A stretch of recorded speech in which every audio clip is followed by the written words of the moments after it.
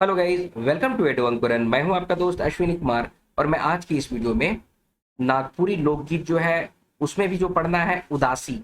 तो नागपुरी लोकगीत का जो उदासी गीत है उसके सारे डिटेल्स आज की इस वीडियो में आपको बतलाने जा रहा हूं। आइए वीडियो को शुरू करते हैं। ये देखिए, ये है नागपुरी का जेएससी सीजीएल का सिलेबस। तो सिलेबस के अकॉर्डिंग अभी की जो वीडियो अपलोड किए जा रहे हैं वो लोकगीत से रिलेटेड है। ठीक है, तो नागपुरी लोकगीत का जो वीडियो है वो अपलोड किया जा चुका है। यही लोकगीत आपको नागपुरी लोक साहित्य के लोकगीत में भी पढ़ना है। ठीक है, तो इसका वीडियो ऑलरेडी अपलोड किया जा चुका है।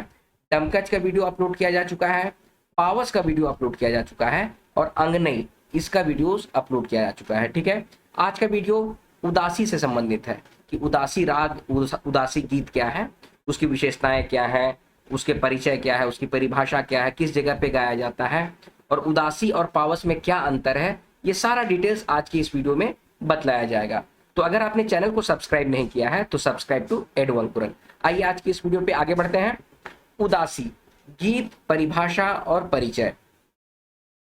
जेठ और बैसाख कर शुरुआत में मौसम खूबे गरम और मन के उदास करे वाला होवेला, सेहे खन जे गीत के गावल जाएला से के उदासी गीत कहल जाएला। ठीक है, तो इसमें कहना चाह रहा है कि जेठ और बैसाख के शुरुआत में, जेठ का महीना, कंप्लीट जेठ का महीना गर्मी का महीना होता है। जेठ और बैसाख जो महीना है वो किस तरह का महीना है, ये नागपुरी के कॉमन वर्ड्स में मैंने आपको बतलाया है। ठीक है, तो आप लोग उस वीडियो पे जाइए और उसका लिंक जो है ये देखिए, ऊपर आई बटन है, इसको क्लिक कीजिए और नागपुरी के कॉमन वर्ड्स में मैंने आपको बताया है कि महीना क्या है, उसको अंग्रेजी कैलेंडर के अकॉर्डिंग क्या कहते हैं। ठीक है, और वो किस किस समय में होता है वो मैंने बहुत अच्छे तरीके से आपको एक्सप्लेन किया है, तो उसको आप लोग देख लीजिए। तो जेठ और बैसाख का शुरुआत में, और बैसाख का शुरुआत में जो मौसम खूबे जो गर्म होता है ना, उससे मन बहुत उदास हो जाता है। और सेहखन मतलब कि उसी समय जो गीत गाया जाता है, सेके सेके मतलब कि उसी को उदासी गीत कहते हैं। ठीक है, ये देखिए एक उदासी गीत का एग्जाम्पल है।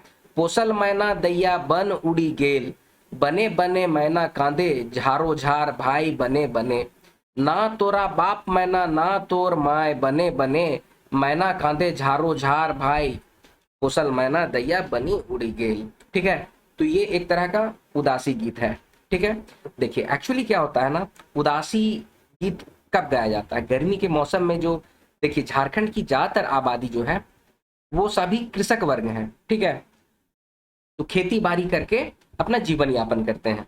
अब गर्मी के दिन में होता क्या है कि झारखंड एक पठारी क्षेत्र है, यहाँ नदियां जो है, यहाँ की जो नदियां हैं वो तो सूख जाती हैं। ठीक है, तो यहाँ पर ज्यादातर डोभा या कुआं से खेती किया जाता है और गर्मी के दिनों में ये सब भी सूख जाते हैं। तो इन जनरली क्या होता है कि लोग गर्मी के दिन में घर में बैठते हैं, वैसा कोई कृषि कार्य होता नहीं है, तो इसी उदासी को लोग बैठ के आपस में गाते हैं।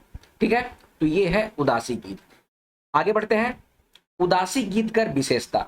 तो उदासी गीत की क्या क्या विशेषता है उसको हम लोग देखते हैं। उदासी गीत पुरुष प्रधान गीत आहे। ये जो गीत है, उदासी का जो गीत है वो पुरुष प्रधान होता है, लेकिन कहीं कहीं पर आप देखिएगा कि महिलाएं भी इसको गाती हैं। ठीक है, आगे है उदासी गीत ने तीव्र वाद्य यंत्र नी बाजेला। तो उदासी में आपको तीव्र वाद्य यंत्र जो होते हैं, जैसे कि हो गया ढोल, हो गया नगाड़ा, हो गया, ठीक है, ये सारे चीज, ढाक हो गया, ये सारे चीजों को नहीं बजाया जाता है। ठीक है, आगे है उदासी गीत एकल गीत आहे, कहो कहो समूह ने गावल जाएला। उदासी गीत जो होता है, जैसे ग्रुप में भी लोग बैठते हैं ना, तो कोई एक आदमी बैठ के गाता है। ठीक है, गर्मी का दिन है, खपड़ा का घर है उसके नीचे बैठ गया है, या फिर बरगद का पेड़ के नीचे बैठ गया है, या नीम का पेड़ के नीचे, मतलब कहीं पर भी पेड़ का जो गज का जो छांव होता है उसके नीचे लोग बैठ जाते हैं और इस गीत को गाते हैं। ठीक है, आगे है केंद्रा टोहिला बांसुरी मुरली सारंगी बनम मन के बजावल जायला। ये सब जो होते हैं, केंद्रा हो गया, टोहिला हो गया, बांसुरी हो गया, मुरली हो गया, ये सब एक तरह से कहिए तो आपका मंद गति से बजने वाला यंत्र ये सब है। ठीक है, जिसको हम लोग सॉफ्ट म्यूजिक कहते हैं। सॉफ्ट म्यूजिक में बांसुरी आ जाता है, मुरली आ जाता है। ठीक है, इसमें तीव्र यंत्र नहीं है। ये सब केंद्रा टोहिला बांसुरी मुरली ये सब तीव्र वाद्य यंत्र में श्रेणी में नहीं आता है। ठीक है, तो इन्हीं यंत्रों का प्रयोग करके उदासी गीत को गाया जाता है। आगे है फगुआ पचरंगी ने उदासी गीत भी गावल जाएला। अब देखिए यहाँ पर एक एक्सेप्शन है। फगुआ पचरंगी जो होता है ना, वो तीव्र वाद्य यंत्रों के द्वारा गाने वाला और नाचने वाला राग होता है, ठीक है। तो उसी में एक राग होता है उदासी और एक राग होता है पावस, ठीक है। तो ये दोनों को भी गाया जाता है फगुआ पचरंगी में। तो ये एक एक्सेप्शन है, ठीक है। उदासी गीत जो होता है वो तीव्र वाद्य यंत्रों की सहायता से नहीं बजता है, ठीक है। लेकिन फगुआ पचरंगी एक ऐसा एग्जाम्पल है जिसमें उदासी गीत को गाया जाता है, ठीक है। आगे है उदासी गीत मर्दानी झूमर कर एक राग विशेष आहे। अब देखिए जो मर्दानी झूमर भी जो हम लोग खेलते हैं ना, उसमें भी एक राग विशेष है उदासी गीत। उदासी का गीत को गाकर भी लोग झूमर खेलते हैं। तो ये दोनों जो है फगुआ पचरंगी और उदासी मतलब कि मर्दानी झूमर, इसमें भी उदासी गीत का प्रयोग किया जाता है। ये एक एक्सेप्शन है, आप लोग प्लीज नोट डाउन कर लीजिएगा, ये एक एक्सेप्शन है क्योंकि उदासी गीत जो होता है वो एकल प्रधान होता है और इसमें तीव्र वाद्य यंत्रों का नहीं प्रयोग किया जाता है। लेकिन ये दो एग्जाम्पल जैसे फगुआ पचरंगी, पचरंगी में मतलब का होता है कि 5 स्वरों का मिश्रण होता है, ठीक है, और तब इसको गाया जाता है। तो उस 5 स्वरों में एक स्वर उदासी भी होता है, ठीक है। और उसी तरह मर्दानी झूमर जो खेला जाता है उसका भी एक राग उदासी होता है, ठीक है। तो इसको आप लोग दिमाग में रखिएगा, नोट डाउन कर लीजिएगा, ये एक्सेप्शन है। चलिए आगे बढ़ते हैं। उदासी गीत गावे कर ठाव। अब उदासी गीत गावे कर कोनो निश्चित ठाव या पहर नहीं रहेला। उदासी गीत को गाने का कोई निश्चित स्थान नहीं होता है। जैसे हम लोग अंगने गाते हैं, अंगना में बैठ के गाते हैं, डमकच खेलते हैं वो भी अंगना में या अखड़ा में करते हैं, जतरा में करते हैं, ठीक है। मर्दानी झूमर खेलते हैं वो भी अंगना में या फिर अखड़ा में या फिर जतरा में, ये सब होता है। लेकिन उदासी गीत गाने का कोई भी निश्चित ठाव नहीं होता है, ठीक है।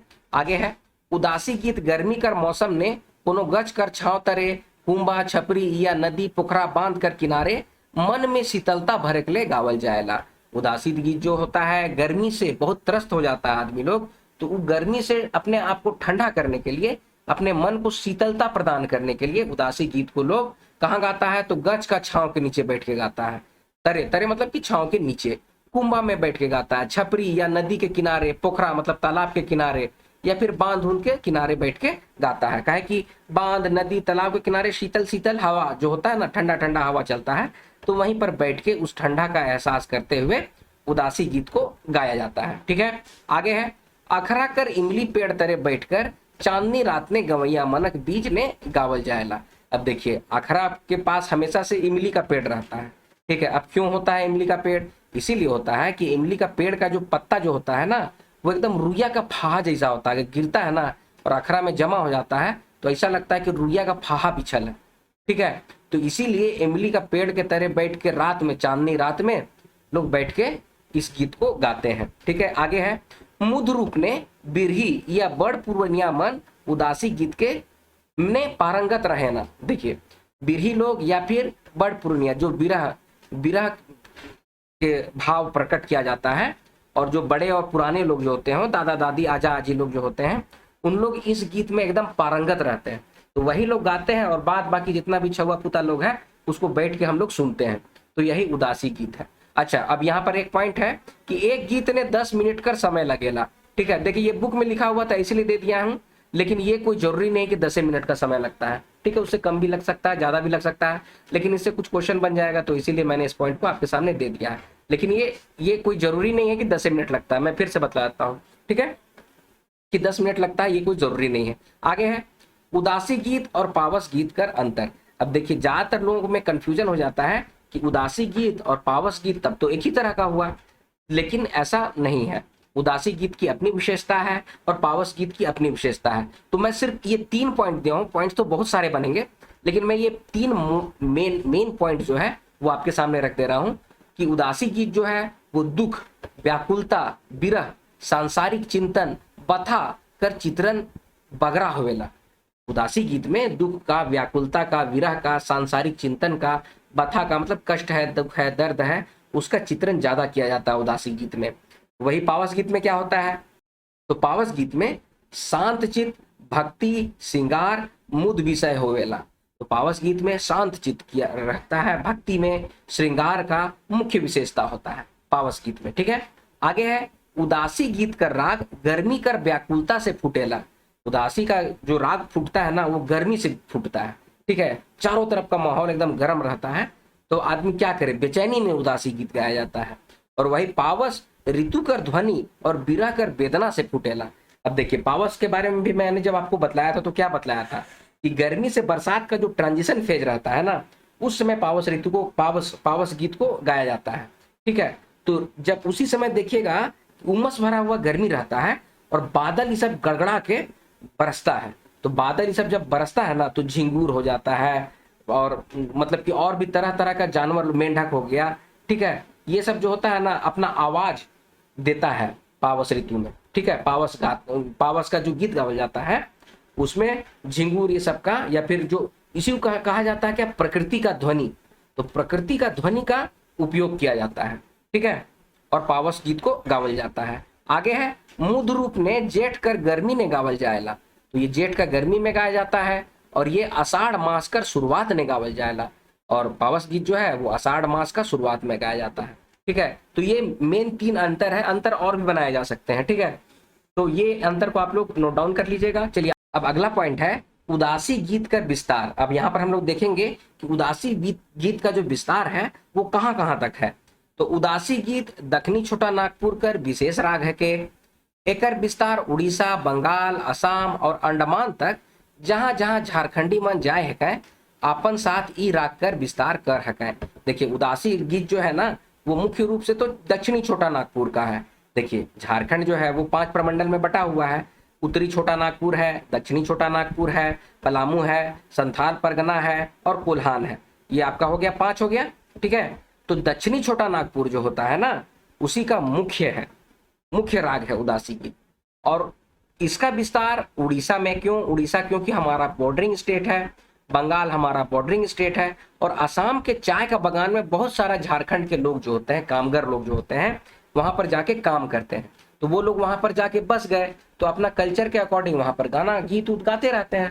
ठीक है, तो वहां पर भी उदासी गीत का विस्तार हुआ है। और अंडमान निकोबार में भी, अंडमान में खास करके अंडमान में बहुत सारे झारखंड के लोग वहां पर गए हैं, कामगर लोग, और वहां पे काम करते हैं, तो अपना जो रिचुअल्स है उसको वहां पे परफॉर्म करते हैं। ठीक है, तो इसी के साथ उदासी गीत वहां पर भी गाया जाता है।